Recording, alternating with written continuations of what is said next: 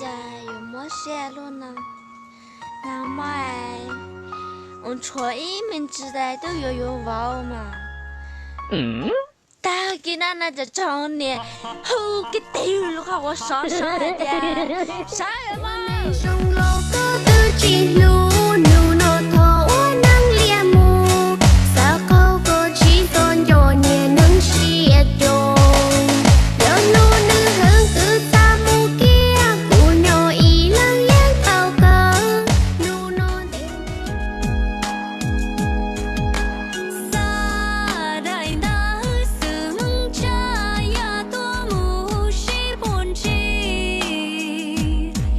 đâu sân tu mua chữ ý tu lu chỉ mua lu nữ cho trong lý có bỏ nó xưa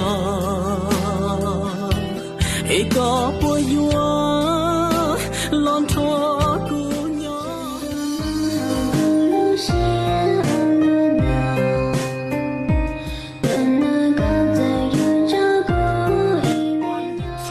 Three, four, uno, dos, tres, cuatro. 1, 2, 3, 4, uno, dos, tres, cuatro. 1, 2, 3, 4,呀呗，你有了有一盘菜，笑到你寂寞呆。多内内，路线妹妹，音乐节色老的听，前面不内只让我听。Nhớ trong đó lúc nào của lộc khen câu thi hay lo lù nhắn lại tiệt anh yêu em Anh ư em yêu anh ưu em em yêu anh ưu em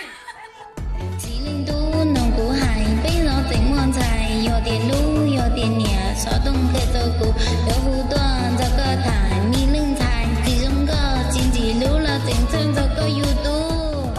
看咕噜没见过，他个这个路没见着，这远得背着胸膛木，不要个土个样样。 Kunalino để cho xin anh nhìn chia cơ gió nên nhẹ tia lư rau của bạn đã có hai cha nó mà nó luôn luôn con con gái à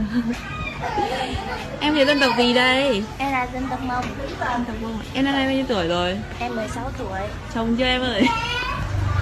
mẹ em nói là năm nay chưa lấy chồng là bị ế rồi. Đây là bài dòng tâm sự tao gửi đến mày nè con bạn tốt, mình chơi với nhau cũng được 1 năm, tao quan tâm mày từng chút một. Có chuyện gì vui hay chuyện gì buồn thì tao cũng kể cho mày nghe. Thế rồi sau lưng tao mày lại đâm chọt để cho tình bạn cái sức mẻ. Mày đi nói xấu với người ta là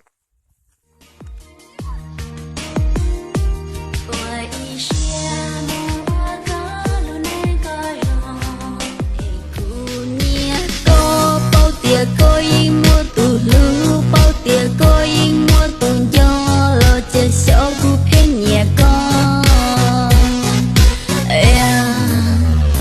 bao rong hay tia có mua tù lưu rong xa trọn chỉ có đuổi rong gì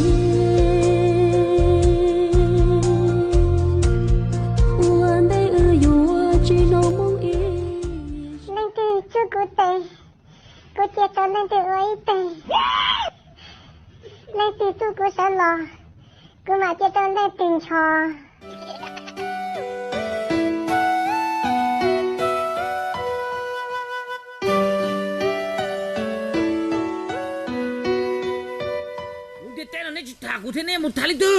那人家不过来，侬也要呢。个班那个你个那个钱的呢，一心招一堆，是有一堆呢。遐子遐准的，多个年多，就不年人家呢，你同我有干了，你不是一个是跟铁了，一起有干了。 chim bào là cố luồng cao khó là lũ dù chưa ya thao kê dù rong chim bào là cũng long xia là thiết say dù li chỉ con mày hồi chả con nó mau nè, con phố của thọ luôn. Mày thấy 有的梦，OK 这个嘛？有一点，跟着知道头了嘛？我有多大个仔啊？rồi tôi có mơ tức là sao tết chấm lo là chơi của tôi tàu mùi yếu của tôi ăn cho anh tê chả là rồi tôi có mơ là sao tết chấm lo của họ là tôi ăn tê tàu yếu của tôi ăn cho thằng nướng chen nhiều mơ mơ xuyên讨